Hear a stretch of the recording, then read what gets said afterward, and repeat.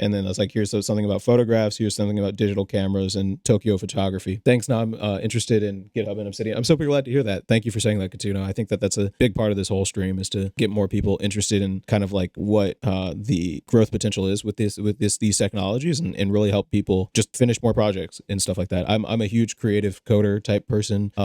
Early on in the stream, a few people came in and were like, oh my God, I've seen your stuff on Hacker News and things.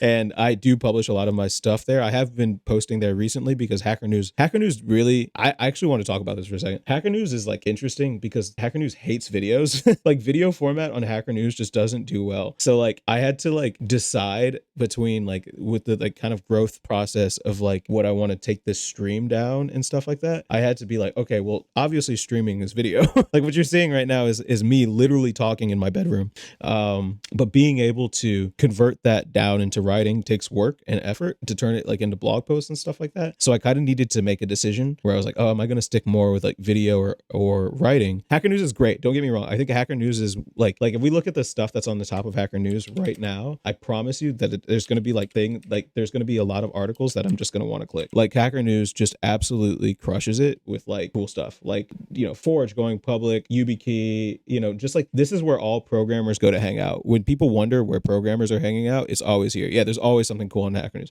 Yeah, don't get me wrong. I love Hacker News. I've been fortunate to be on the top of Hacker News a few times with some work that I've published in the past. My complaint with Hacker News is that there is a culture on Hacker News where if you don't know how to play the game implicitly on Hacker News, you can't really play the game, if that makes sense. Like people have a very specific way of doing things on Hacker News where they expect you to post at a certain frequency. They expect you to post certain types of blogs and things like that too, which isn't a problem. It's kind of like a subreddit in that case, of course. But like I find that like there are a lot of really cool videos on the internet that just don't land on Hacker News because Hacker News just hates videos. Like there is never a video that I've seen on Hacker News. It's always written content. And that's nice because, you know, you can always save it to Obsidian and Readwise and stuff like that, which we were talking about a little bit earlier.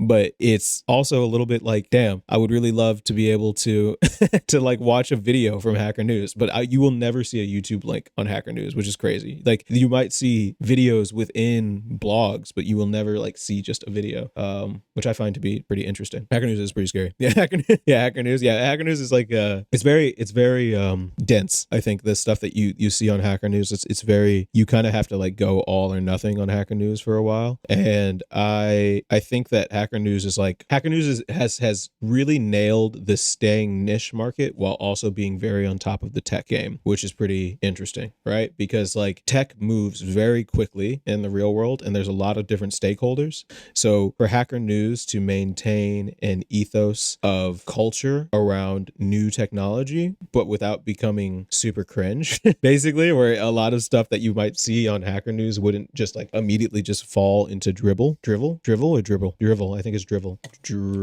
Yeah, drivel. Yeah. So it doesn't, you know, Hacker News does a really good job of avoiding the fall into just kind of like technobabble. It does all the posts that generally make it to the best of on Hacker News, whatever their algorithm that is that they're using, are very insightful and generally very information dense. And for example, actually, I will show this on stream because I think it's kind of funny. So like when I've gone live, when I've done well on Hacker News before, I've like posted stuff where it's like, so like this investing in lighting things did great for my mental and physical health. You got like, you know, like a bunch of like they got to the front page, but then I got completely eviscerated in the comments. You know what I mean? But like it's like I was like, I'd written this not as like necessarily a huge blog post. I wrote it because I just thought like lighting was just a really interesting topic and I wanted to just like collect some like light thoughts on it. Like I didn't really like you know, like think I was gonna write like a whole think piece about it. And then I just like, again, I just got torn apart in the comments. Like people in the comments are just absolutely brutal on Hacker News. But there's a lot of interesting stuff that happens in the comments on Hacker News too. Like it's pretty interesting to see how people